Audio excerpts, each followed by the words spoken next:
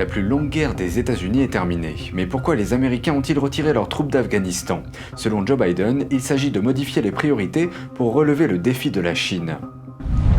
Les talibans décrivent le Parti communiste chinois comme un vieil ami et disent espérer des relations encore plus fortes.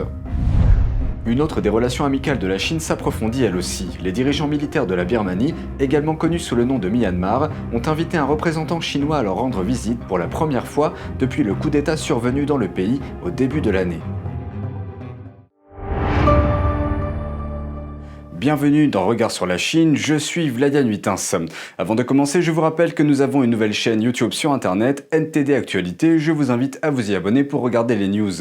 La plus longue guerre des États-Unis est maintenant terminée. Le président Biden a expliqué mardi pourquoi il a retiré les troupes américaines d'Afghanistan. Il a expliqué qu'il s'agissait d'un changement de priorité pour relever le défi de la Chine. We're engaged in a serious competition with China. We're confronted with cyber attacks and nuclear proliferation. We have to shore up America's competitiveness to meet these new challenges in the competition for the 21st century. And there's nothing China or Russia would rather have, would want more in this competition in the United States to be bogged down another decade in Afghanistan. Biden affirme que les États-Unis n'ont plus d'intérêt national en Afghanistan. That's because we had no vital interest in Afghanistan other than to prevent an attack on America's homeland and our friends. And that's true today. We succeeded in what we set out to do in Afghanistan over a decade ago. Lundi marque le jour officiel de la fin de la guerre en Afghanistan menée par les États-Unis, qui a commencé il y a 20 ans. Il semble que la Chine communiste vient de se trouver un nouvel allié, les talibans. Voici ce qu'un porte-parole des talibans a déclaré à la chaîne de télévision publique chinoise CGTN.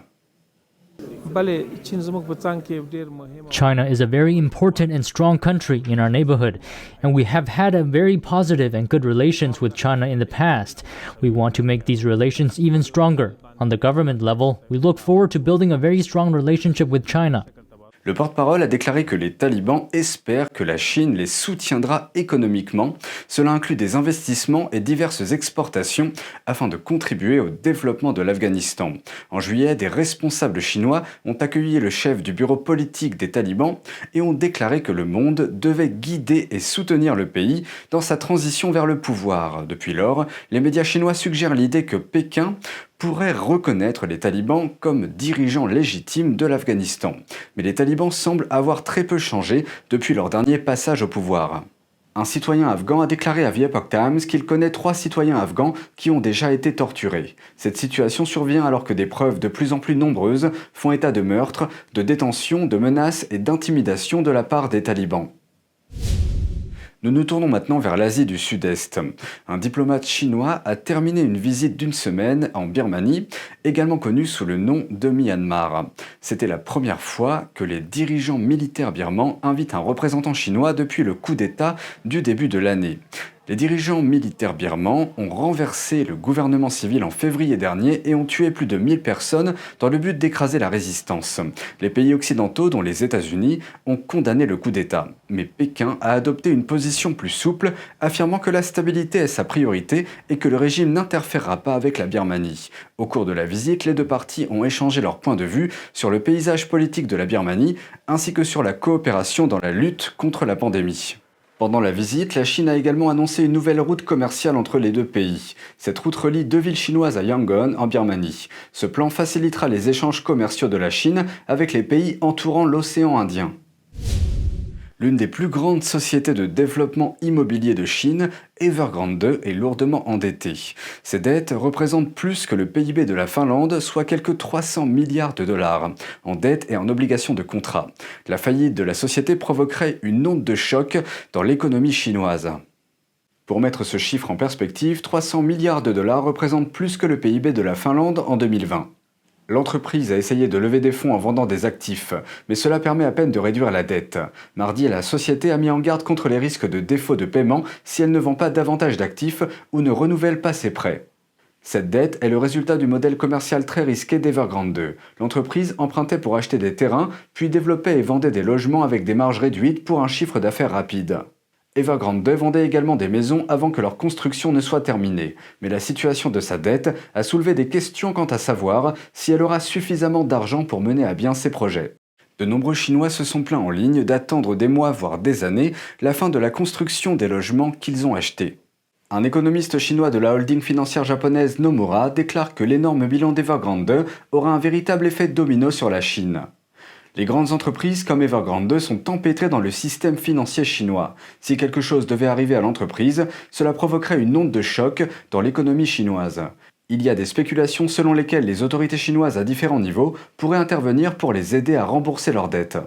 Les actions de la société ont chuté de près de 2,5% mardi. Au cours de cette année, ces actions ont perdu plus de 70% de leur valeur. Taïwan adopte une position active sur la scène internationale. La présidente de l'île a prononcé un discours mardi offrant son soutien aux autres pays de la région Indo-Pacifique dans un contexte d'agressivité de la part de Pékin. The Indo-Pacific's emergence is also accompanied by newly developed tensions and systemic contradictions. The rise of a more assertive authoritarianism is the drive of such friction and poses the most serious challenge. Le discours a été enregistré lors d'un forum virtuel accueilli à Taïwan. Le dialogue a porté sur les principales tendances en matière de stratégie, sur des questions telles que la géopolitique, l'économie, l'armée et la sécurité dans la région Asie-Pacifique.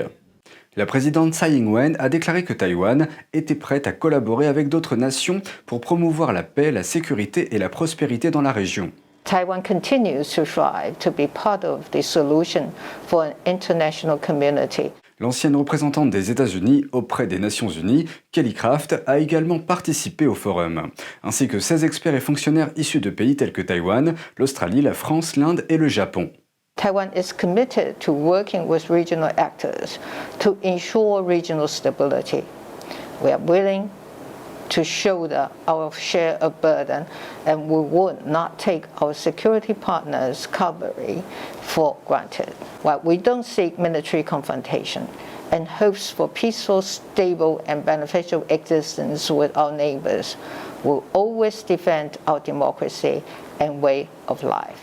La présidente Tsai Ing-wen affirme que les industries de haute technologie de Taïwan, en particulier ses entreprises de fabrication de microprocesseurs, sont un élément important d'une chaîne d'approvisionnement mondiale sécurisée et peuvent protéger les technologies clés contre les abus. Des policiers anti-émeutes armés sont descendus dans une station de métro à Hong Kong mardi soir. Les officiers ont diffusé des avertissements appelant à ne pas se rassembler, essayant d'empêcher les cérémonies commémoratives en mémoire de la violence perpétrée par la police au même endroit il y a 2 ans. 2 ans après l'attaque surnommée 831 pour 31 août, dans la station de métro Prince Edward à Hong Kong, la police a de nouveau été vue autour de la station de métro mardi. C'est le 2e anniversaire de l'incident, bien que les agents aient averti le public de ne pas se rassembler. Beaucoup ont perpétué la tradition et ont déposé des fleurs blanches sur le site pour marquer l'événement.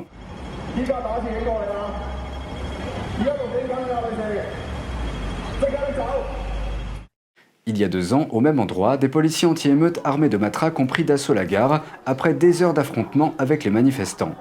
La police a attaqué sans discernement les passagers et les manifestants pro-démocratie dans le métro.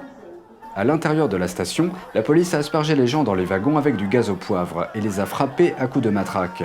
De nombreux passagers ont été vus en train de saigner et de se recroqueviller.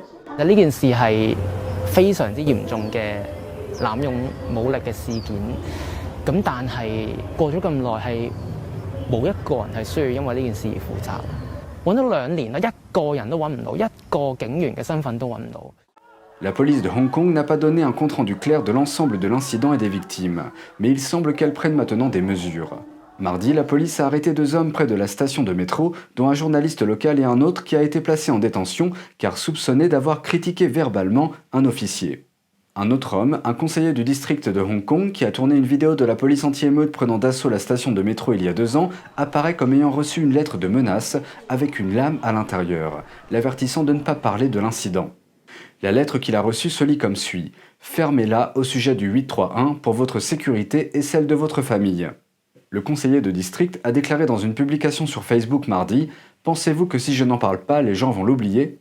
Entre le souvenir et l'oubli, je crois que les gens garderont le souvenir dans leur cœur. » C'est tout pour aujourd'hui, merci d'avoir suivi Regard sur la Chine, on se retrouve lundi pour une nouvelle émission, prenez soin de vous et à bientôt.